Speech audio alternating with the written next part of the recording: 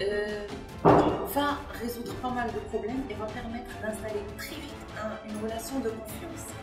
On n'a pas besoin d'arriver et commencer le travail avec une équipe qui est déjà sous pression. Madame Kédouche, bonjour. Bonjour. Je vous remercie d'avoir accepté notre invitation encore une fois. C'est un plaisir, Ramadan Karim. Merci à vous également. Quels sont les premiers réflexes à adopter après avoir été nommé chef de ses anciens collègues? Comme toujours dans le coaching, il est important de prendre en considération l'environnement de l'entreprise et le style de management adopté. Ça compte beaucoup. Et aussi la nature de la relation qu'on avait avant avec les anciens collègues. Mais ce qui est urgent à faire, c'est de communiquer. On ne le dira jamais assez. Communiquer va résoudre pas mal de problèmes et va permettre d'installer très vite une relation de confiance. Et là, c'est communiquer à propos de quoi, comment communiquer, parce qu'il ne s'agit pas juste de réunir tout le monde et de dire oui, je suis le nouveau manager, je faisais partie de l'équipe et voilà, on va reprendre nos relations sous d'autres formes. Mais il s'agit de cibler certaines notions, j'ai envie de dire, comme la vision qu'on a, la vision stratégique par rapport à l'évolution de l'équipe. C'est très important pour rassurer les peurs qu'il y a. Et aussi l'évolution de carrière, par exemple, qu'on estime pouvoir offrir à tout un chacun dans l'équipe. C'est important. Parce que face à un changement, il y a toujours des peurs qui peuvent mener vers des résistances. Donc, il faut commencer par rassurer les gens de l'équipe. La deuxième chose à faire, enfin à communiquer, c'est les nouvelles règles de vie. Parce qu'il y a un changement. On ne peut pas continuer à vivre comme avant. Il faut faire valider ces nouvelles règles de vie par tout le monde dans l'équipe. Qu'est-ce qui va changer, qu'est-ce qui ne va pas changer? Parce que les gens arrivent. Oui, c'est bien, on sait que telle personne va devenir notre manager. Cette personne a toute notre confiance, on a envie de travailler avec elle. Il n'y a pas de souci. Mais il y a quand même une certaine confusion. Où sont les limites aujourd'hui? Qu'est-ce qui va se faire comme avant? Qu'est-ce qui va changer aujourd'hui?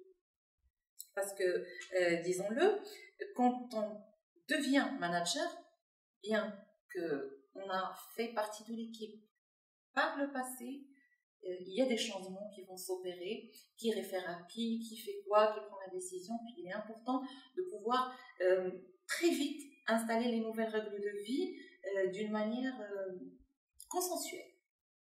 Faire valider sous forme de jeu, par exemple, qu'est-ce que vous proposez par rapport aux pauses café, qu'est-ce que vous proposez par rapport aux réunions mensuelles ou hebdomadaires, et prendre des idées un peu partout, autour d'un brainstorming peut-être, ou d'une réunion, et à ce niveau-là, faire émerger de nouvelles règles de vie qui vont gérer le relationnel, parce que là, quand on a fait partie d'une équipe et qu'on devient du jour au lendemain manager, c'est surtout le relationnel qu'il y a à gérer.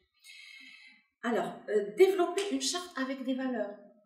Là, on a travaillé avec des gens, on a pris le temps de les connaître, on sait ce qui dérange les uns et les autres, ce qui fait peur aux uns et aux autres, et donc les valeurs aussi sont importantes. Si on veut faire passer un message, oui, je suis aujourd'hui manager, mais je n'oublie pas que j'ai été un membre de l'équipe, je n'oublie pas ce qui est important pour tout un chacun de vous, communiquer à propos de ça, essayer de faire émerger une sorte de charte qu'on va coller par exemple dans les bureaux de toute l'équipe, où il y aura les valeurs de tout un chacun, l'idéal de tout un chacun, et où chacun pourra se reconnaître. Clarifier aussi, et ça c'est très important, et très rapidement, je le dis encore, les nouveaux rôles et le nouveau mode de fonctionnement de l'équipe de manière très pratique. Qui fait quoi, qui décide quoi, où s'arrêtent les limites de tout un chacun. C'est pour rassurer. Parce que sinon, si on ne prend pas cette initiative-là, ce qui va se passer, c'est qu'il y aura des spéculations. Qu'est-ce qui va se passer pour moi? Qu'est-ce qui va se passer pour mon collègue? Peut-être que telle personne va avoir plus d'avantages. Donc, arrêter les spéculations et les suppositions va permettre d'arrêter ensuite les rumeurs, parce que ça part des spéculations, ensuite des rumeurs qu'on invente et on a envie de confirmer ou pas, et ça peut envenimer les relations. Ça peut aussi rendre le climat très tendu et avec beaucoup de pression sur les uns et les autres. On n'a pas besoin d'arriver et commencer le travail avec une équipe qui est déjà sous pression. Donc très très très rapidement, dès qu'on est nommé manager de son équipe, clarifier ces choses-là. Ou au moins dire, voilà ce que j'estime comme évolution de carrière pour les uns et pour les autres, et comme rôle et fonction pour les uns et pour les autres. Comment donc instaurer une nouvelle relation au travail avec ses anciens collègues? On a l'impression que parce qu'on a fait partie d'une équipe et avant de devenir le manager, que la confiance est un atout et qu'on est favorisé par cette confiance parce qu'on connaît les uns et les autres. Oui, bien sûr qu'il y a déjà une confiance qui est installée, mais il faut vraiment, si on veut renouveler ou réitérer la confiance, parce que ces personnes-là ont eu confiance en nous en tant que membres. Mais là aujourd'hui, c'est un nouveau rôle, c'est une nouvelle fonction. En tant que manager, je dois renouveler la confiance et leur faire sentir que oui, je suis digne de confiance et ils peuvent me faire confiance en tant que leur nouveau manager. Donc, pensez à renouveler la confiance et ne pas dormir sur ses lauriers et dire oui, on se connaît, on se fait confiance. Ce n'est pas la bonne chose à faire. Maintenant, pensez à rafraîchir ses compétences. Parce que quand on a fait partie d'une équipe, on peut être reconnu ou ne pas être reconnu en tant que manager, bien avant d'être nommé manager. Il y a ce qu'on appelle le pouvoir social. Le pouvoir social, c'est une sorte de statut ou d'état de manager dans l'équipe avant le pouvoir statutaire qui est écrit noir sur blanc, qui vient de la direction générale. C'est des personnes qui, de manière tacite et de manière naturelle, prennent le lead et tout le monde les reconnaît en tant que manager avant même d'être nommé. Mais n'empêche que le pouvoir social, et là il y a plusieurs types de pouvoir, le pouvoir social à lui tout seul ne suffit pas. Quand on a été nommé définitivement et que c'est statutaire et que ça devient opérationnel, il faut rafraîchir ses compétences parce qu'il faut aussi avoir le pouvoir et de l'expertise, qui est très important aussi, parce que quand une personne a l'expérience qu'il faut, maîtrise bien tous les aspects de sa fonction et de son nouveau rôle, automatiquement on installe une certaine confiance et toutes les personnes qui commencent à douter et qui des fois remettent en cause la décision qui a été prise de nommer la personne en tant que manager, commencent à le reconnaître dans son rôle et il devient légitime de par la force des choses. Quelles sont donc les erreurs à éviter? Alors, ce que je peux conseiller aux gens, c'est de ne pas sous-estimer l'impact du changement. Des fois, on a l'impression que oui, on a été manager, on a été nommé manager, c'est la voie naturelle des choses, de l'évolution de carrière. On ne prend pas conscience de tout changement que ça va apporter, soit dans notre vie professionnelle déjà, de par le nombre de responsabilités qui doublent, qui triplent des fois, et donc l'impact de ce changement sur notre vie professionnelle, sur l'évolution de notre carrière, sur notre vie personnelle, bien sûr, parce que c'est tout un changement qui va s'opérer par rapport aux horaires, par rapport au mode de fonctionnement de tous les jours, même à la maison. Le changement vis-à-vis de l'interpersonnel, de l'altérité, de l'autre comment il me voit, de l'autre comment il me conçoit, de l'autre comment il me gère, tout ça va changer. Et souvent on sous-estime cet impact et donc quand ça arrive, on ne comprend pas, on est dans la confusion, on ne comprend pas ce qui est en train de se passer et on se dit qu'on est contesté, on n'est pas accepté, or que c'est juste que le changement, on l'a un peu sous-estimé au départ. Je leur conseille de ne pas surestimer les compétences et ne pas se dire oui, c'est la fin de l'épreuve, j'ai été nommé finalement manager et voilà, ça y est, c'est la réussite. L'épreuve ne fait que commencer.